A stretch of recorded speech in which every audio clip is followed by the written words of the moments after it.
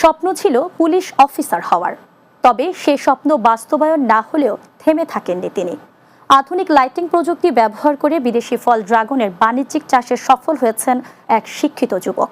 বর্তমানে শুধু ড্রাগন বাগান থেকে বছরে আয় করছেন প্রায় 18 থেকে 20 লাখ টাকা। তবে সাফল্য অনুপ্রাণিত করছে পটুয়াখালীর কলাপাড়া উপজেলার তরুণদের। পটুয়াখালী থেকে জেলা প্রতিনিধি ইশরাত লিটনের পাঠানো প্রতিবেদন, বিস্তারিত জানাচ্ছেন সুরাইয়া সীমা। পটুয়াখালীর কলাপাড়া উপজেলার লতাচাপড়ি ইউনিয়নের তুলাতুলি গ্রামের বাসিন্দা সৌরভ কুমার বিশ্বাস 2018 সালে শখের বশে এক শিক্ষকের কাছ থেকে 12টি ড্রাগনের কাটিং সংগ্রহ করে শুরু করেন চাষাবাদ। পড়াশোনার পাশাপাশি ছোট পরিসরে চলতে থাকে তার ড্রাগন চাষের কার্যক্রম।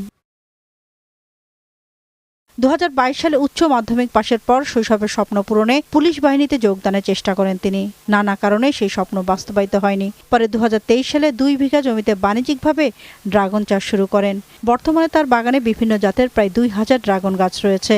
বিশেষ লাইটিং প্রযুক্তি ব্যবহারে সারা বছরই গাছে ফুল ও ফল আসে। বছরে আমার এখান থেকে 18 থেকে 20 লক্ষ টাকা প্রফিট আসে। এই বাগানে আমরা 7-8 জনের মতো কাজ করি। ঝিনাইদহ থেকে চারা, পিলার, তার, লোক সবকিছু এনে এই বাগান করা হয়েছে। তার ড্রাগন বাগান দেখতে প্রতিদিন ভিড় করছেন বিভিন্ন এলাকার মানুষ। বাগান দেখে অনেকে এই ফল চাষে আগ্রহী হয়ে উঠছেন। আমি দেখার উদ্দেশ্যে আসছি। দেখা দেখি আমরাও আমাদের বাসায় একটা বাগান করছি ছোটখাটো। উপজেলা কৃষি বিভাগ জানিয়েছে সৌরভকে প্রয়োজনীয় কারিগরি পরামর্শ ও সহযোগিতা দেওয়া হচ্ছে। পাশাপাশি এলাকার ড্রাগন চাষ সম্প্রসারণে বিভিন্ন উদ্যোগ গ্রহণ করা হয়েছে। প্রায় 500 কৃষক আমাদের এই বাগান করেছে ছোটখাটো পর্যায়ে, যেখানে আমাদের কৃষি বিভাগের দ্বারা প্রায় 30 থেকে 40টি বাগান বিনির্মিত হয়েছে। কৃষি বিভাগের তথ্য মতে পটুয়াখালীতে বর্তমানে প্রায় 23 হেক্টর জমিতে ড্রাগন চাষ হচ্ছে, যা দিন দিন আরও সম্প্রসারিত হচ্ছে।